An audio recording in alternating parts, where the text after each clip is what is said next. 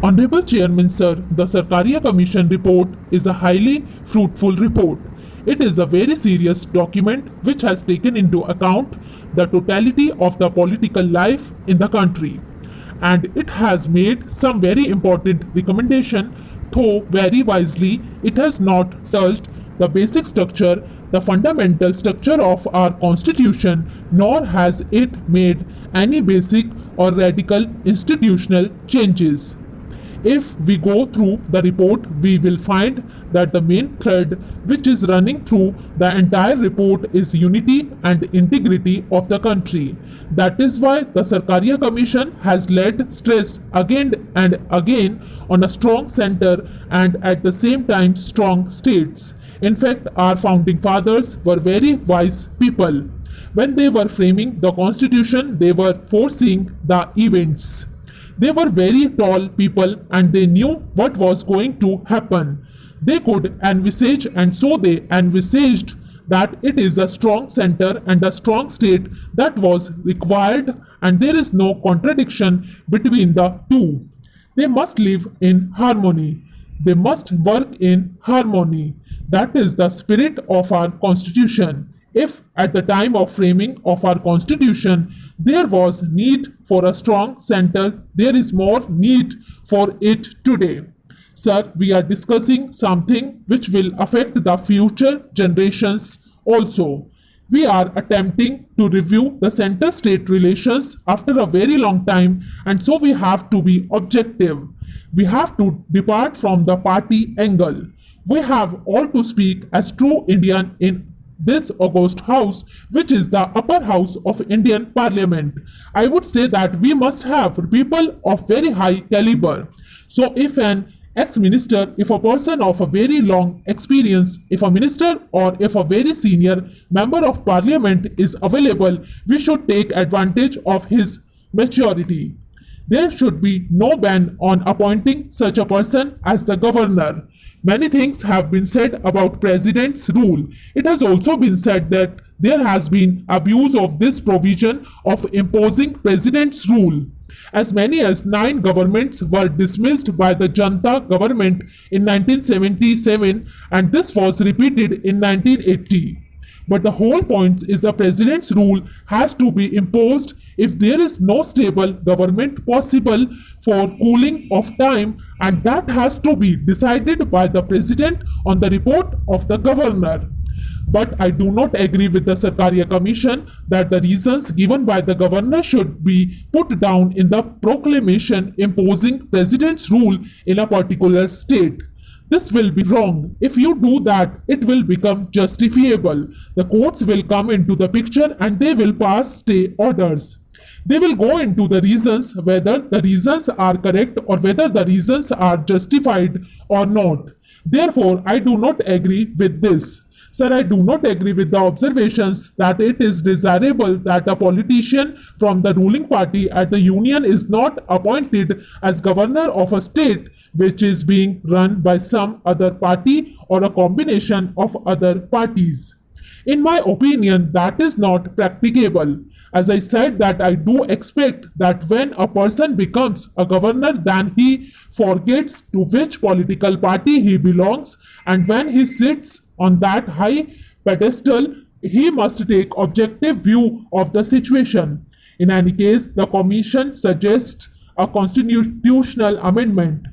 I would say I do not bind the choice of the center by writing it into the constitution. All these good points must be taken into consideration, and we should have a convention that we will not appoint any person of a low caliber or a person who is not expected to deliver goods. About the All India service, I am surprised at the demand being made in certain quarters. A memorandum was given to the Sarkaria Commission by some people that this should be abolished or that states should be allowed to opt out of it. This will strike at the very root of the principle of unity and integrity of the country, and it is against national integration. I am therefore glad that the Sarkaria Commission has rejected it. As far as All India Radio and Doordarshan are concerned, functional freedom is there. In regard to ordinances, there has been a lot of hue and cry about it. I would in this connection invite the attention of the House to the findings of the Vadva Commission. The Commission found that in Bihar, both the Janta and the Congress governments were guilty of this. For years, they went on promulgating ordinances and renewing them.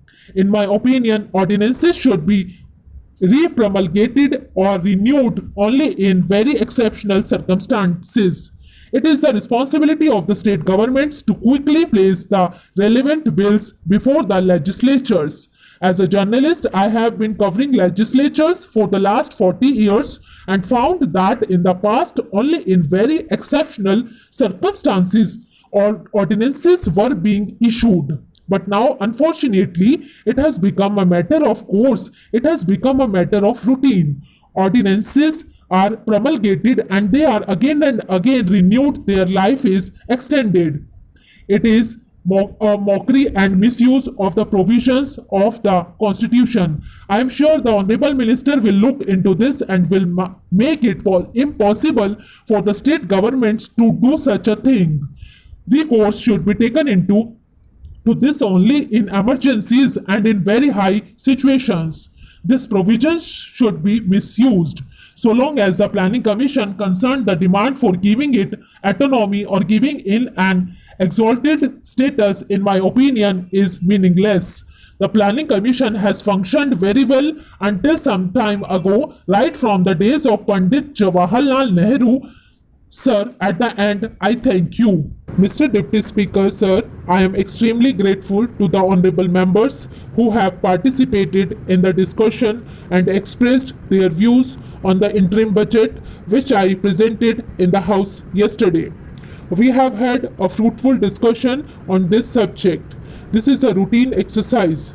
The House is aware that I have come with the interim budget and I am pleading with the House to pass the vote on account for 4 months under very exceptional circumstances.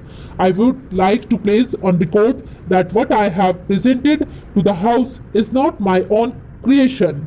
This government cannot be held responsible for what has transpired in the year which is going by. There were another government in power. Most of us on this side of the House who are sitting on the treasury benches were in the opposition and most of the honorable members who are sitting on the other side of the House were either in the government or were supporting the government from outside. Is it that government's work that we are discussing are in the same I placed before the House yesterday? Now, sir, I have said very clearly that the revised budget estimates and the budget estimates for the next financial year do not reflect the thinking and the priorities of my government. I have said in my budget speech that it is our firm resolve to review the first 5-year plan and to revise the budget estimates so that they reflect our thinking and priorities when I come before the August House with my regular budget. That will be the time for you to judge us. That will be the time for you to judge our intentions, and that will be the time for you to judge our actions. As I said, this is not my creation, but in a parliamentary system, we are often faced with a situation where the existing government has to carry on with the legacy which has been left behind by the previous government. My next point is, we have talked about in our national agenda for government that we believe in having a consensus. A point has been made in this House by one of the honorable members that we should have the same kind of consensus in regard to economic policies that we have developed over a period of time in our foreign affairs and defense policies. I see no reason why this House cannot evolve such concerns. I am pleading strongly that we must evolve that consensus so that the economic policy, which has become a major tool for the progress of the country, is not subject to the vagaries of the situation. We must have a consensus, and I think we are very close to it. Sir, we were criticized by many people that we did not follow the path followed by East European countries. We were criticized in this house, we were criticized in the country that we did not follow the path followed by those countries. There was a thinking at that point of time that it was the best model of development. That model of development has collapsed. Then we were told that the countries of South Asia were the best models of development and India should follow those models of development. Now they too have collapsed today. They are going round the world with begging bowl. Therefore, I would like to emphasize before this house that the only model of economic development that India can follow is the Indian model of development. There is no model in the world which India can follow successfully except the model which we must devise ourselves on the basis of the concepts which have been handed down to us by the great leaders of the past. If we do that, then consensus buildings will not be difficult. The honorable members have talked about foreign investment. I hope the honorable members are aware that foreign investment at the best of time has played only a marginal role in our economy. I have absolutely no hesitation in stating on behalf of the government that my government welcomed the foreign investment. But this kind of investment in India is welcome in certain areas which we call priority areas, including infrastructure. We are not interested in areas where we do not need it and they are interested to come to our country for their own profit. Unfortunately, I do not have the time to go into the details. The demand for levels playing field by the Indian industry has arisen not from our party, but it was raised by the Indian industry itself. I am not saying that we believe in the level playing field also.